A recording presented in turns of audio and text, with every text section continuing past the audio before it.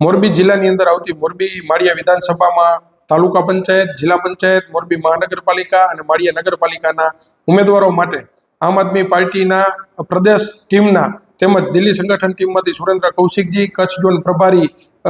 સંજયભાઈ બાપટ તેમજ જિલ્લા ટીમના નેતાઓની આગેવાનીની અંદર આમ આદમી પાર્ટીના સેન્સ પ્રક્રિયાનું આયોજન કરવામાં આવ્યું હતું અને આ સેન્સ પ્રક્રિયામાં મોરબી માળિયા વિધાનસભામાં આવતા તમામ ઉમેદવારોએ ભાગ લીધેલો હતો અને મોટી સંખ્યાની અંદર જે ઉમેદવારો પોતાની ઉમેદવારી નોંધાવવા માટે થઈ અને જે પહોંચ્યા હતા તો આ સેન્સ પ્રક્રિયા તદ્દન સ્પષ્ટીકરણથી એકદમ કરવામાં આવેલ હતી અને જ્યારે રાષ્ટ્રીય પાર્ટીઓ બંધ દરવાજે જ્યારે સેન્સ પ્રક્રિયાના આયોજનો કરતા હોય છે એમના ભાગરૂપે અમે જાહેર જગ્યા ઉપર દરેક